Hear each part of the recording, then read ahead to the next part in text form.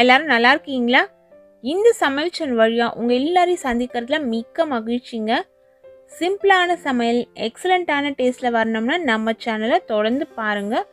உங்களோட கருத்துக்களை கமெண்ட் செக்ஷன்ல போஸ்ட் பண்ண மறக்காதீங்க. வாங்க கிச்சனுக்கு போகலாம். சுவையா ஆரோக்கியமா சமைக்கலாம்.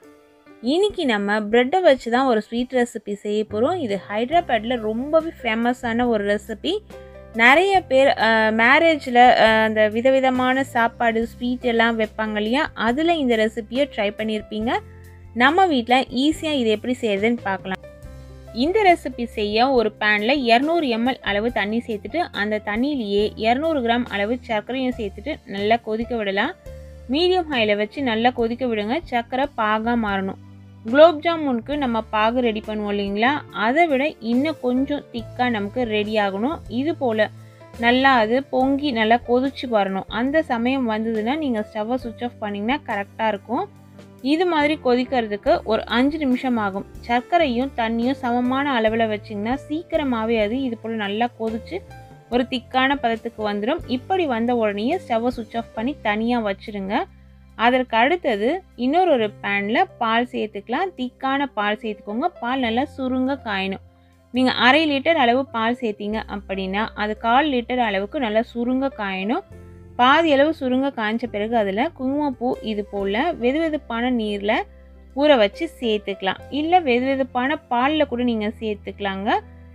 ஏற்கனவே அதை ஊற வச்சிட்டிங்கன்னா அந்த குங்குமப்பூவோட கலர் இதில் நல்லா சீக்கிரமாகவே இறங்கிடும். ஒரு 2 சிட்டிகை அளவு குங்குமப்பூ இதில் நான் சேர்த்தேன். கலர் பாருங்கள் நல்லா எவ்வளோ பிரைட்டாக வந்திருக்கு. பாலும் நல்லா திக்காக நமக்கு இருக்கணும். பால் நல்லா திக்காக மாறின பிறகு ஸ்டவ்வை சுவிட்ச் ஆஃப் பண்ணிவிட்டு இது போல் நல்லா சீவன பாதாம் பருப்பு, முந்திரி பருப்பு இது எல்லாமே நம்ம சீவலில் சீவி எடுத்துக்கலாம். அதே அளவுள்ள சாரப்பருப்பும் சேர்த்துக்கலாம். இந்த பருப்புகள் எல்லாமே நம்மளோட தேவைக்கு ஏற்றாற் போல் கூடுதலாகவோ இல்லை குறைவாகவோ சேர்த்துக்கலாம்.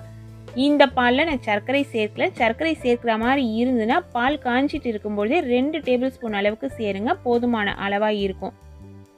இது நல்லா ஆறட்டும். ஆறின பிறகு ரெஃப்ரிஜிரேட்டரில் சேஞ்ச் பண்ணி வச்சுருங்க. சில்லுன்னு இருந்தால் தான் சர்வ் பண்ணும்போது நல்லா சூப்பர் டேஸ்ட்டாக இருக்கும். இப்போ ஒரு கடாயில் பொரிக்கிறதுக்கு தேவையான அளவு கடலெண்ணெய் சேர்த்துட்டு எண்ணெய் நல்லா சூடேறின பிறகு இது போல் கட் பண்ண பிரெட் துண்டுகள் சேர்த்துக்கலாம். பிரெட் துண்டுகளோட ஓரங்கள் நல்லா ப்ரௌனாக இருக்கும் இல்லைங்களா, அதை கட் பண்ணி எடுத்துருங்க.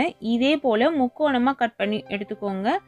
இதை எண்ணெயில் போட்டு பொரிச்சு நல்லா 2 பக்கமும் கோல்டன் கலரில் வரணும். இது போல் கோல்டன் கலர் வர வரைக்கும் நல்லா பொரிச்சு எடுத்து வச்சுக்கோங்க. நான் இன்றைக்கி மில்க் பிரெட் தான் சேர்த்துருக்கேன். நீங்கள் ப்ரௌன் பிரெட் அதாவது கோதுமை ப்ரெட்டில் கூட செய்யலாம். அதுவும் நல்லா டேஸ்ட்டாக தான் இருக்கும். மில்க் பிரெட்டில் செய்யும்பொழுது இந்த கலர் நல்லா கோல்டன் கலரில் வரும். கோதுமை பிரெட்டில் செய்யும்பொழுது கொஞ்சம் டார்க்காக வரும். அதான் டிஃப்ரென்ஸ் நமக்கு. மற்றபடி டேஸ்ட் எல்லாம் ரொம்ப ஒன்றும் நமக்கு மாறுதல் இருக்காது. ஒரு முறை நீங்கள் இதில் ட்ரை பண்ணி பாருங்கள். இன்னொரு முறை அதில் ட்ரை பண்ணி பாருங்கள். உங்களுக்கு எந்த டேஸ்ட்டு பிடிக்குதோ அதை ஃபாலோ பண்ணிக்கோங்க. வச்சுருக்கேன் பிரெட் துண்டுகள் எல்லாத்தையுமே பொரிச்சு எடுத்துக்கலாம். ஆனால் ட்ரெடிஷ்னலாக இந்த ரெசிப்பியை நெய்லியே தான் பொரிப்பாங்க. உங்களுக்கு நெய்லியே பொரிக்கிற மாதிரி இருந்தால் நீங்கள் நெய்லியே கூட பொரிச்சு எடுத்துக்கலாம். இந்த ப்ரெட்டை பொரிச்ச அந்த சூட்டோடையே நம்ம சர்க்கரை பாகு செஞ்சு வச்சுருக்கோம் இல்லைங்களா, அதில் சேர்த்துக்கணும். சர்க்கரை பாகும் கொஞ்சம் வெதுவெதுப்பாக இருக்கணும். பிரெட் துண்டுகளும் சூடாகவே இருக்கணும். இல்லை பிரெட் துண்டுகள் ஆறிடுச்சு அப்படின்னா சர்க்கரை பாகை நீங்கள் லைட்டாக சூடு பண்ணிக்கோங்க. இது போல் இதில் சேர்த்துட்டு இது ஒரு 15 நிமிஷத்துக்கு இதில் நல்லா ஊறட்டும். இந்த இனிப்பு எல்லாத்தையும் பிரெட் எடுத்துக்கிட்டு சாஃப்டாக மாறும்.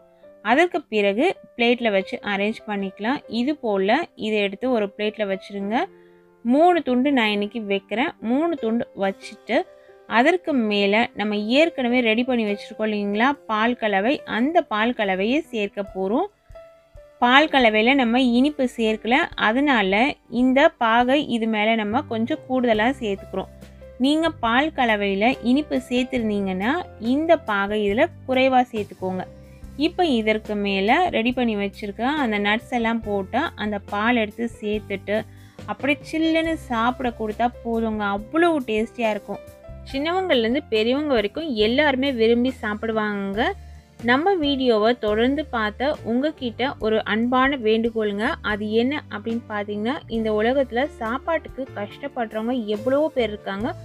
ஒரு வேளை சாப்பாடு கூட இல்லாமல் கஷ்டப்படுறவங்க நிறைய பேரை நம்ம பார்த்துருப்போம். அப்படிங்கிற பட்சத்தில் உணவுப் பொருட்களை நம்ம வேஸ்ட் பண்ணக்கூடாது.